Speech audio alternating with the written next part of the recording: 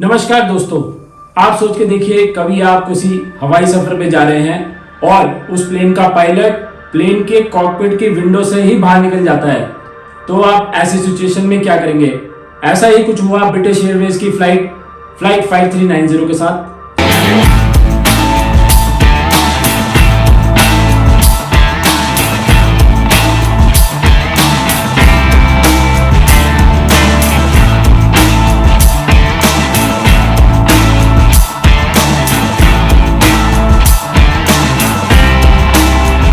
British Airways की flight 5390 जिसका short name speed bird 5390 भी है, जो 10 जून 1990 में morning 8:20 local time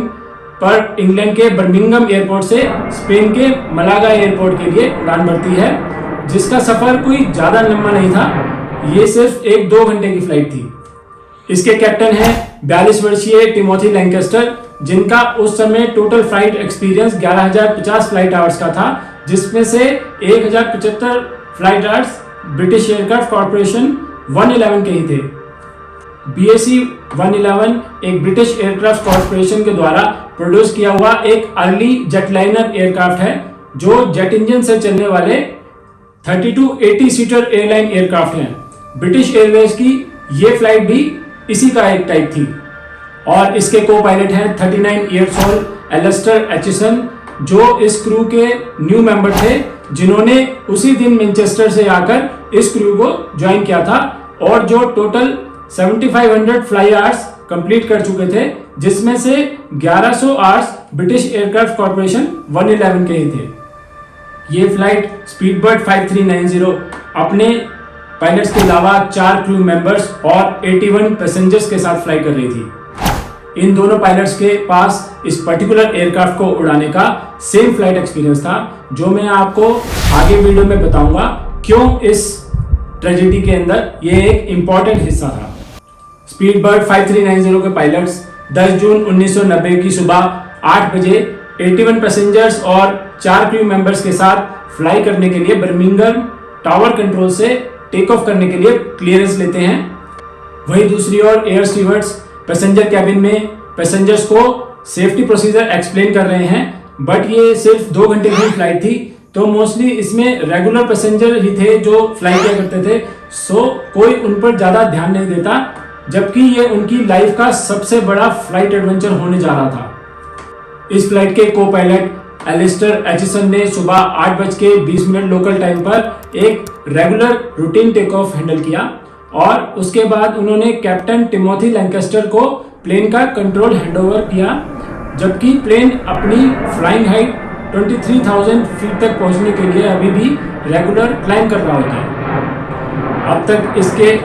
take off करने के 13 मिनट बाद 8:33 पर प्लेन 17,300 फीट की हाइट पर क्लाइंब कर चुका होता है और प्लेन के कॉकपिट में बैठे दोनों पायलट्स यही समझकर कि सब रूटीन प्रोसीजर करेक्ट हैं, थोड़ा रिलैक्स हो जाते हैं और फ्लाइट कैप्टन टिमोथी लैंकेस्टर अपनी शोल्डर स्ट्रैप सीट बेल्ट को लूज कर लेते हैं। वहीं फ्लाइट के पैसेंजर्स वाले कैबिन में कैबिन क्रू पैसेंजर्स के लिए मील सर्विस प्रिपेयर करने लग जाते हैं। इसी बीच फ्लाइट के फ्लाइट अटेंडेंट जो है निगल ऑर्डन, जो प्लेन के कॉकपिट में एंटर करते हैं और दोनों पायलट से रिफ्रेशमेंट के लिए पूछते हैं और उसी के कुछ मोमेंट्स के बाद कॉकपिट में एक ह्यूज एक्सप्लोजन होता है। कैप्टन साइड की विंडस्क्रीन हवा में उड़ चुकी होती है और कॉकपिट में कंडेंसेशन की वजह से फॉग जमने लग जाती है, जिससे कॉकपिट में सब कुछ धुंधला नजर आ रहा होता है। दोस्तों, कंडेंसेशन एक वेपोराइजेशन का रिवर्सल है। जैसे कि आपको पता है कि वेपोराइजेशन के अंदर लिक्विड से गैस फॉर्म होती है, लेकिन कंडेंसेशन प्रोसेस में गैस से लिक्विड फॉर्म होने लग जाता है, जो कि इस वक्त उस फ्लाइट 5390 में के कॉकपिट में हो रहा था। कॉकपिट की विंडो निकल जाने से प्लेन का एयर प्रेशर ड्रॉप होने लगता है, जिसकी वजह से पैसेंजर कैबिन में भी एयर प्रेशर लूज होने लगता है, जिसके कारण प्लेन नीचे की तरफ डाइव करने लग जाता है। को पायलट एचिसन प्लेन में आती हुई 350 माइल पर आवर की विंड स्पीड में प्लेन को कंट्रोल करने की कोशिश कर रहे होते हैं। इसी बीच उनकी नजर कैप्टन टिमोथी लैंकेस्टर पर पड़ती है, जो कि प्रेशराइज्ड एयर के बाहर निकल जाने के साथ विंडो से आधे बाहर निकल चुके होते हैं और कॉकपिट के छत पर स्टिक होते हैं। पर लकली उनकी लेग्स प्लेन के कंट्रोल पैनल में स्टिक होने के कारण वो प्लेन से बाहर नहीं उड़ गए होते, पर प्लेन इस वक्त ऑटो पायलट से हट चुका होता है और रेगुलर डिसेंट कर रहा होता है। वही को पायलट एलिस्टर एचिसन प्लेन को कंट्रोल करने की कोशिश कर रहे होते हैं, तभी स्टीवर्ड निगल ऑर्डन देखते हैं कि कैप्टन प्लेन से आधे बाहर निकल चुके हैं, तो वो जल्दी से कॉकपिट में आते हैं और कैप्टन की लेग को होल्ड करते हैं कि जिससे कैप्टन प्लेन से पूरे बाहर न निकल जाए। वहीं प्लेन के रेगुलर डिप होने के कारण प्लेन के बाहर 390 किलोमीटर पर आवर की विंड स्पीड और -17 डिग्री टेम्परेचर के अंदर कैप्टन टिमोथी लैंकेस्टर की बॉडी इस डेडली सर्कमस्टांसेस से जूझ रही थी। को पायलट एयर ट्रैफिक कंट्रोल से कांटेक्ट करने के लिए मेडे का मैसेज रेगुलर शाउट कर रहे होते हैं, मगर इतने ज्यादा एयर प्रेशर में एयर ट्रैफिक कंट्रोल से आने वाला रिप्लाई उन्हें इतनी ज्यादा विंड के शोर में सुनाई नहीं दे रहा होता। को पायलट एलिस्टर एचिसन प्लेन का फुल कंट्रोल लेने के लिए ट्राई कर रहे होते हैं, मगर कैप्टन टिमोथी लैंकेस्टर की एक लेग अभी भी कंट्रोल पैनल में फंसी है, जिसके कारण प्लेन कंटिन्यूअस फॉल कर रहा होता है। प्लेन के रेगुलर डिसेंट होने के कारण ये प्लेन वर्ल्ड के टूवर्ड्स बिजिएस्ट लेन की तरफ बढ़ रहा होता है, जिससे को पायलट एलिस्टर एचिसन को एक और खतरा लगता है कि कहीं वो किसी और प्लेन से मिड एयर में कोलाइड न कर जाए। उसी बीच कैबिन से स्टुअर्ड जॉन हॉवर्ड कॉकपिट में आते हैं और जॉन और निगल ऑर्डन कैप्टन के फीट को कंट्रोल कॉलम से शिफ्ट करते हैं, जिससे को पायलट एचिसन को प्लेन का फुल कंट्रोल मिलता है। एलिस्टर अपने फ्लाइंग एक्सपीरियंस को यूज करते हैं और ये डिसाइड करते हैं कि प्लेन को कंटिन्यूअसली डिसेंड करेंगे, जिससे वो जल्दी से जल्दी कोई अदर प्लेन से कोलिजन होने के खतरे से दूर हो जाएं। ऐसा करने का उनका एक और रीजन भी था कि जिससे वो जल्दी से जल्दी लोअर एल्टीट्यूड पर पहुंचे, जिससे उन्हें कोई भी ऑक्सीजन इक्विपमेंट्स की जरूरत ना पड़े, क्योंकि अगर वो ज्यादा देर हाई एल्टीट्यूड पर स्टे करेंगे तो ऑक्सीजन की कमी हो सकती है, क्योंकि इस प्लेन का एयर प्रेशर जो ऑलरेडी लूज हो चुका था, जिससे उनके पास ऑक्सीजन की लिमिटेड सप्लाई थी। और क्योंकि ये एक पुराना एयरक्राफ्ट था, इसमें सभी पैसेंजर्स के लिए ऑक्सीजन इक्विपमेंट भी नहीं थे। वहीं बाकी के दो फ्लाइट स्टीवर्ड सुसन गिबिन्स और साइमन रॉजर्स जो पैसेंजर कैबिन में थे, वो पैसेंजर्स को इमरजेंसी लैंडिंग के लिए प्रिपेयर करने लग जाते हैं। ये प्लेन सिर्फ 2.5 मिनट में ही 11,000 फीट तक डिसेंड कर चुका होता है और ऑटो पायलट एंगेज होने के कारण अब ये स्लो डाउन होकर 170 माइल पर आवर पर आ जाता है। अब सारे क्रू मेंबर्स को ऑलमोस्ट ये बिलीव होने लगता है कि कैप्टन टिमोथी लैंकेस्टर डेड हो चुके हैं, क्योंकि वो बेहोश थे और प्लेन के बाहर इतनी एक्सट्रीम कंडीशंस में जिंदा रहना ऑलमोस्ट इम्पॉसिबल था। कैप्टन लैंकेस्टर की बॉडी कुछ और इंच शिफ्ट हो जाती है और उनका हेड फ्यूजलाज से टकरा रहा होता है। फ्यूजलाज जो प्लेन का एक खाली ट्यूब होता है, जिसके साथ प्लेन के मोस्ट पार्ट्स जैसे विंग्स, टेल्स, इंजन अटैच होते हैं। अब तक सभी क्रू मेंबर्स इतने एग्जॉस्ट हो चुके होते हैं, उन्हें ऑलमोस्ट कंफर्म हो चुका होता है कि कैप्टन डेड हो चुके हैं, तो उन्हें होल्ड करने का कोई रीजन नहीं बचता। लेकिन इसी बीच को पायलट एचिसन उन्हें होल्ड करने के लिए बोलते हैं, क्योंकि इसमें एक बड़ा खतरा था कि अगर वो कैप्टन को छोड़ते हैं तो वो लेफ्ट इंजन के विंग से टकरा जाएंगे, जिससे इंजन डैमेज हो सकता है और जिससे प्लेन क्रैश हो जाएगा। इसी बीच को पायलट एचिसन को साउथहैम्पटन एयरपोर्ट के एयर ट्रैफिक कंट्रोल से इमरजेंसी लैंडिंग कराने के लिए क्लियरेंस मिल जाती है और 8:50 पर ठीक लैंड होने के 5 मिनट पहले कैप्टन लैंकेस्टर की लेग्स में मूवमेंट होती है, जिससे क्रू मेंबर्स पूरी तरीके से चौंक जाते हैं कि इतनी एक्सट्रीम कंडीशन में अब तक कैप्टन कैसे जिंदा हैं। और इसके बाद 8:55 पर साउथहैम्पटन एयरपोर्ट पर प्लेन को सेफली लैंड करा लिया जाता है। दोस्तों, इस एक्सीडेंट में सारे 81 पैसेंजर्स, 4 क्रू मेंबर्स, को pilot and most surprisingly captain Timothy Lancaster अपने क्रू की ब्रेवरी से और को पायलट की क्विक थिंकिंग से प्लेन को सिर्फ 22 मिनट में लैंड करवाने की वजह से सरवाइव कर जाते हैं। ये प्लेन एक्सीडेंट की हिस्ट्री में होने वाला इतना बड़ा मिरेकल था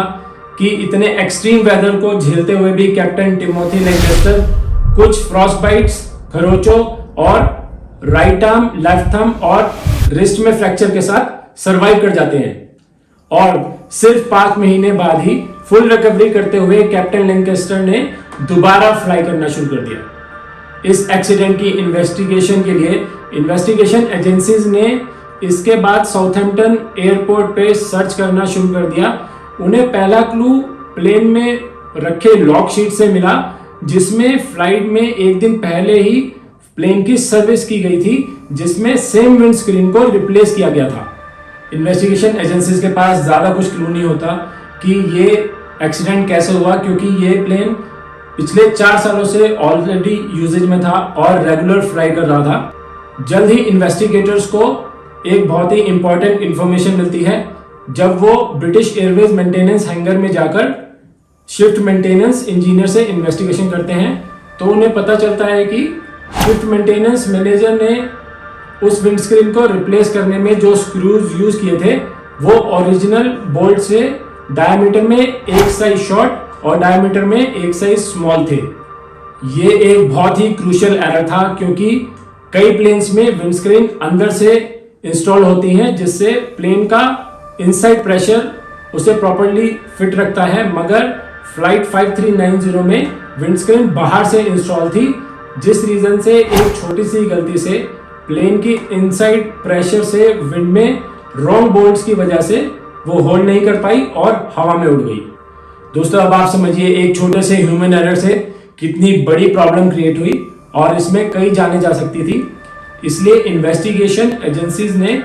इस केस को इन्वेस्टिगेट करते हुए कुछ साइकोलॉजिस्ट को भी यूज किया, जिन्होंने इंजीनियर्स की वर्किंग प्रैक्टिसेस को मॉनिटर किया। हालांकि उन्हें बाद में रिपोर्ट में शामिल नहीं किया गया। इन्वेस्टिगेटर्स ने शिफ्ट मेंटेनेंस मैनेजर को इस एक्सीडेंट के लिए रिस्पॉन्सिबल पाया और finally local Birmingham airport management को रिस्पॉन्सिबल ठहराया, क्योंकि उन्होंने कभी भी शिफ्ट मेंटेनेंस मैनेजर की वर्किंग प्रैक्टिसेस को मॉनिटर नहीं किया था। और उन्होंने कुछ रिकमेंडेशंस भी की कि ऐसे जॉब्स के लिए एक प्रिस्क्रिप्शन ग्लासेस रिक्वायर्ड किए जाएंगे, और उन्होंने अपनी पॉलिसीज के अंदर कमियां पाते हुए ये भी रिकमेंड किया कि अब आगे से जो भी ऐसे क्रिटिकल टास्क किए जाएंगे उसके लिए अनदर इंडिविजुअल से भी एक वेरिफिकेशन की जाएगी। फर्स्ट ऑफिसर एलिस्टर एचिसन और cabin crew member Susan Gibbins और निगल ऑर्डन को Queen's commendation of valuable service in the air का अवार्ड दिया गया। Queen's commendation for valuable service in the air award एक यूके में 1942 और 1994 में दिए जाने वाला फ्लाइंग सर्विस के अंदर एक मेरिट अवार्ड था। फर्स्ट ऑफिसर एलिस्टर एचिसन को 1992 पोलरिस अवार्ड से भी सम्मानित किया गया, जो कि एक सिविल एविएशन का हाईली डेकोरेटेड अवार्ड है। दोस्तों, अगर आपको ये वीडियो इंटरेस्टिंग लगी है और अगर आप स्पेस रिलेटेड वीडियोस में इंटरेस्टेड हैं, तो मैंने इंटरनेशनल स्पेस स्टेशन के लिए ये इन्फॉर्मेटिव वीडियो दी है, आप इसको देख सकते हैं। और मेरे चैनल को सब्सक्राइब कीजिए और इस वीडियो को ज़्यादा से ज़्यादा लाइक कीजिए। हम ऐसी ही इंफॉर्मेटिव वीडियोस आपके लिए फ्यूचर में लाते रहेंगे। Thank you.